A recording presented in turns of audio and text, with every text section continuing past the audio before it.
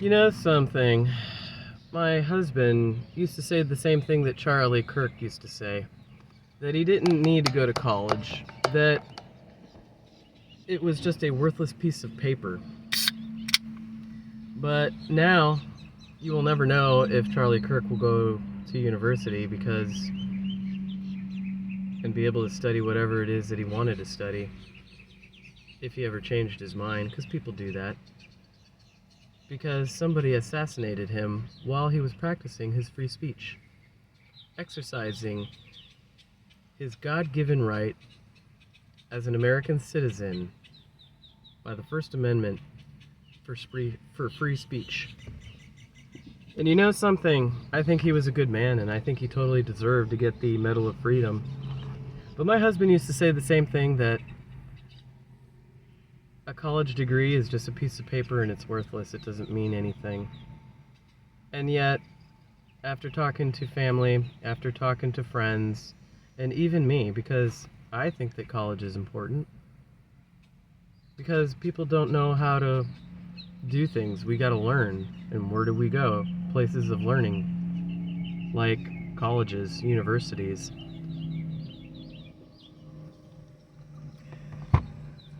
Now, Charlie won't have that chance now that he's dead. But my husband, despite agreeing with Charlie on that one issue alone that I'm aware of, that's the only issue I think they agree on. My husband's a liberal. I'm conservative when it comes to our value systems. My husband's also a pansexual, transgender, lesbian woman. I'm a straight woman. I don't like the term cisgender because a doctor, who, yes, did have a degree, says that sex can be anything you want, including pedophilia. He thinks that it's actually a sexual orientation. I don't know about you, but I don't believe that pedophilia or minor attracted persons is a sexual orientation, because that's just a criminal trying to justify harming someone, hurting a child, victimizing a child. They're just trying to justify their crimes. And there's no justification for hurting someone else's child. Anyway, my husband went to college, got his degree, and I feel sad that, Charlie won't have that chance. I actually respect that man. I admire that man. He's a good dude. And somebody who was radicalized by communist Nazi jihadists that live here in America, and have been spreading propaganda and changing the hearts and minds of people to allow and accept pedophilia. This is why the gay rights for marriage, equal rights for marriage, got hijacked by the rest of the community. It got hijacked by jihadists who flew airplanes into the Twin Towers. They want to justify slavery, and they want to do it by using humanity's, America, the Western world's acceptance of allowing gay men, lesbian women, and bisexual men and women to have the ability to marry someone. And marriage actually is supposed to protect you. My husband actually tried to get me locked into a mental ward of a hospital, a county hospital of all places. I should have been in a veterans one anyway. But he lied and said that I tried to kill myself by taking a knife and trying to slice my throat. I would never do that because I know what it feels like to bleed out, and it's a very thirsty way to go. It is a very bloody mess too, and I would never go that way. I don't know about you, but ever since I bled out, I love water. Ice cold fucking water is delicious. I love it. I used to sit there in Iraq when I was deployed and crave the bubbles from, you know, some Coca-Cola. This is the Publix brand of Coke, and I drink it for the caffeine. I do like the bubbles because it helps me burp, because I've got GERD and other issues. I'm missing a ring in my throat for swallowing as well. My brain injury affects my ability to swallow, so I don't really eat a lot, even though I'm kind of fat. I eat a lot of high protein, high fat, high carb meals. You know, you go to McDonald's, you're gonna get fat, you know, just looking at the food. I mean, I feel my arteries clogging staring at it. But yeah, they're trying to justify their slavery, pedophilia, and the fact that they are the ones that own the Muslim Brotherhood, like Hamas, the Taliban, ISIS, Al-Qaeda, Houthis, Hezbollah. All of those fuckers own the human trafficking trade business, and they make trillions of dollars. And Qatar, Iran, they fund it. They are it. Palestine is Epstein Island.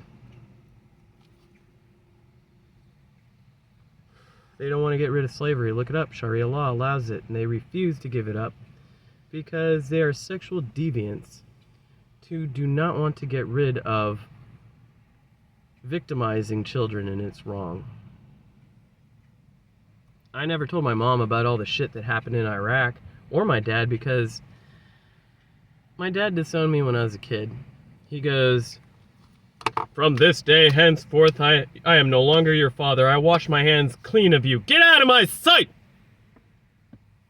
And my mother told me that she didn't really want me, and I said, "Well, you could have kept your legs closed." And then she grabbed my glass of milk I had. It was like 3 in the morning, and threw it in my face. And she slapped me across both sides of my face, and I deserved it. I shouldn't have said that. But she tried to kill my oldest brother, Glenn Jr., with a hammer, and then she turned on me, and I called the police. And then my brother told me, "Oh, well, you're just breaking up the family. Do you know what's going to happen, Mary? If you don't tell the cops that you prank called them, Mom's going to go to jail, and the rest of us are going to go into an orphanage because you broke up the family."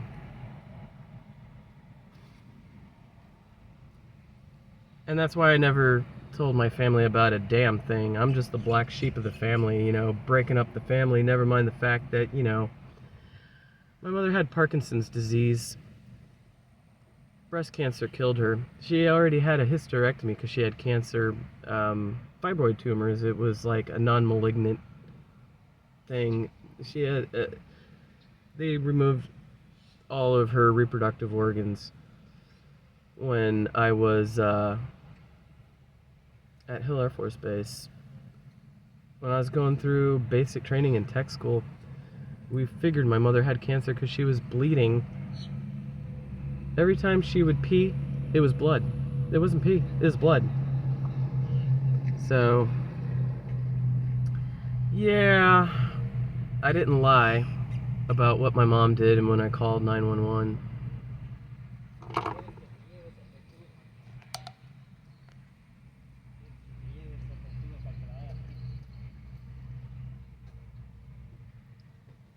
Anyway.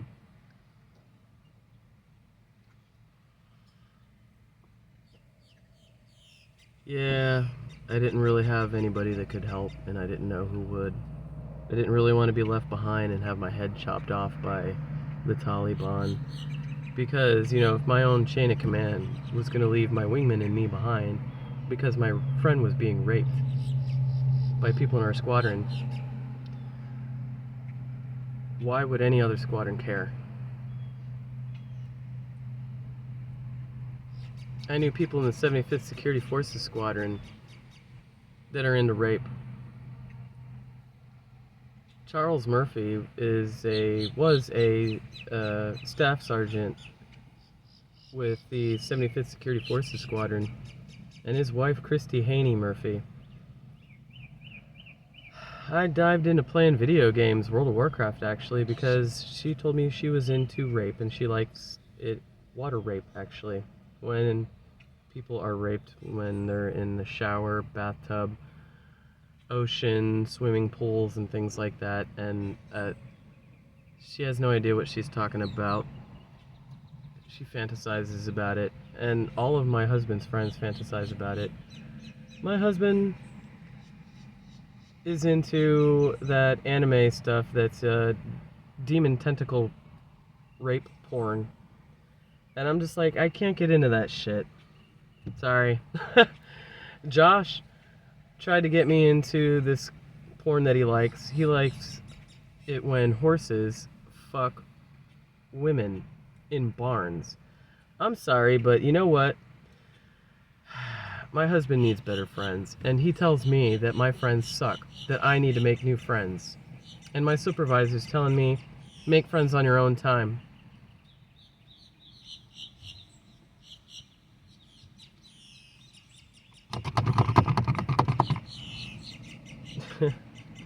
It fucking sucks.